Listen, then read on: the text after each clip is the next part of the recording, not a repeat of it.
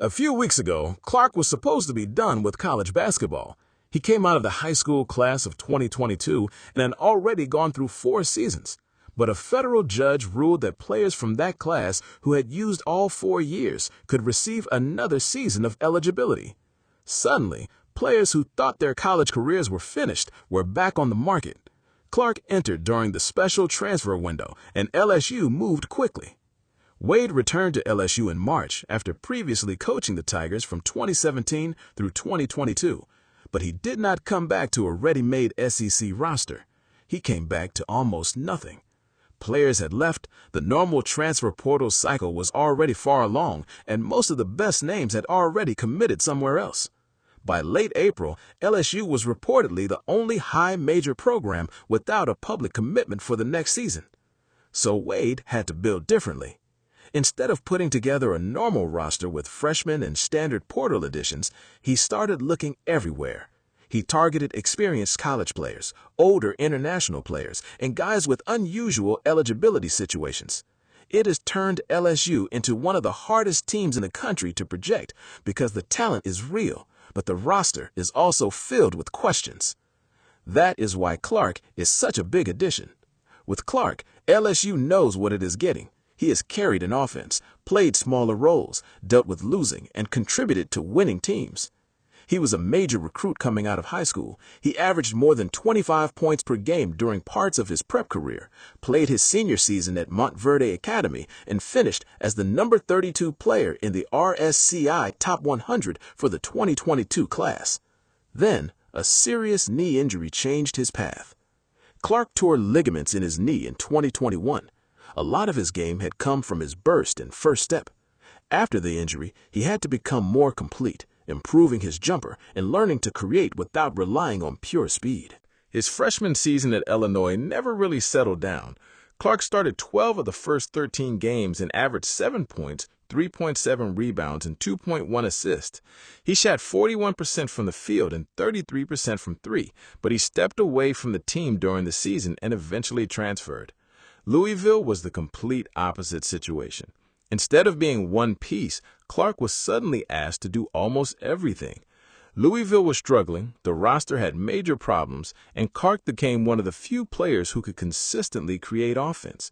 He started 28 games, averaged 13.2 points and 3 assists, and played almost 32 minutes per night. His biggest game came in the ACC tournament against NC State. Clark played all 40 minutes and scored 36 points while hitting 7 of 9 from 3. It was the most points a Louisville player had ever scored in an ACC tournament game. Earlier that season, he scored 29 against New Mexico State and went 15 for 16 from the free throw line. He even played through a broken rib during the year. Then, UCLA showed what happened when he finally had structure and better talent around him. In his first season there, Clark averaged 8.5 points, 2.8 rebounds, and 2.7 assists while shooting almost 46% from the field and nearly 40% from 3. Then, last season, he took another step. Clark averaged 11.5 points while shooting 46.9% from the field and 42.7% from 3. He made 53 threes on 124 attempts, shot 82.1% at the line, and finished with 52 assists against only 25 turnovers. That is the player LSU is getting now. LSU is getting a 6'3", 210-pound fifth-year guard who has learned how to play efficiently, protect the ball, and punish defenses when they leave him open. And that fits Will Wade extremely well. Wade has always liked playing multiple guards who can handle the ball. During his first LSU run, he used Tremont Waters and Skylar Mays together. He wants more than one player who can start the offense because it makes the defense harder to load up against. Clark fits that style because he does not need the ball every possession. If LSU has another point guard running the offense, Clark can slide off the ball and become a dangerous shooter. You cannot leave a guy who just shot almost 43% from 3 standing alone on the wing. And if a defender closes out too hard, Clark still has enough handle and strength to attack the lane. But if LSU needs Clark to control the offense, he can do that too.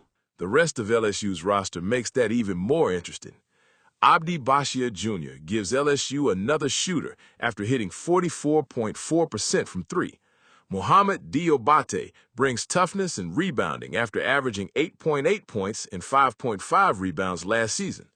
Austin Nunez and Devon Ugochukwu give Wade more backcourt depth.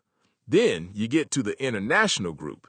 This is where LSU's roster goes from unusual to almost impossible to compare with anyone else in the country. Wade has gone after players with real professional experience overseas.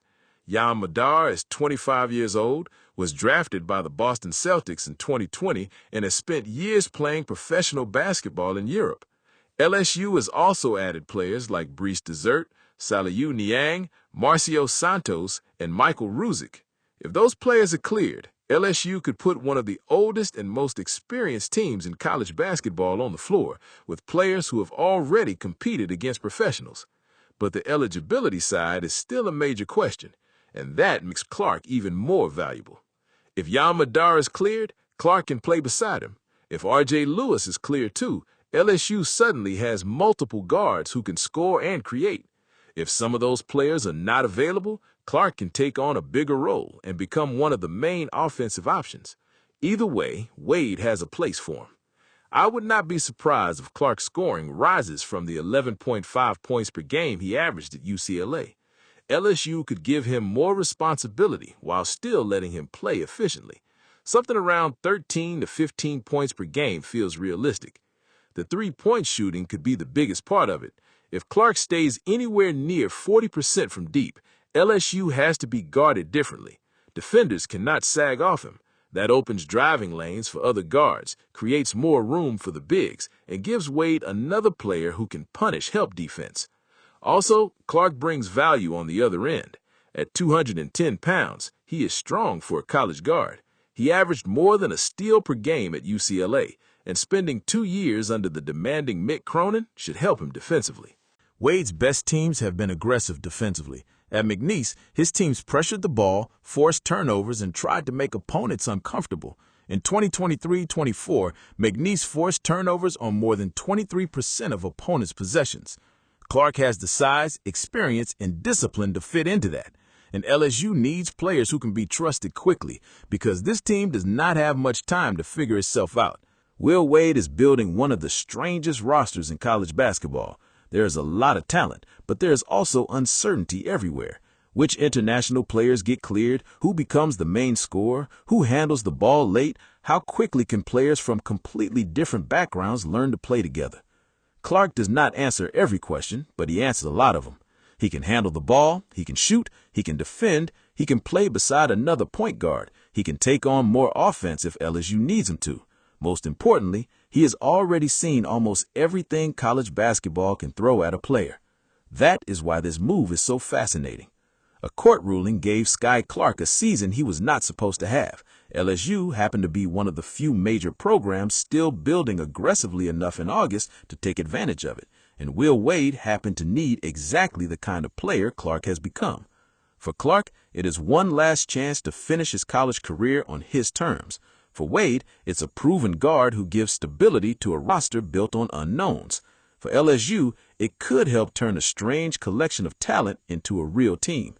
There are still plenty of questions around the Tigers, and there probably will be until the season starts. But Clark feels like one of the safest pieces Wade has. He's coming off the best shooting season of his career. He has more than 100 games of high major experience. He has played huge minutes, handled pressure, gone through losing, gone through winning, and learned how to change his game. Now he gets one more year. And if LSU's other pieces fall into place, Skyy Clark may not just be another addition to Will Wade's rebuild. He could be the player who holds the whole thing together.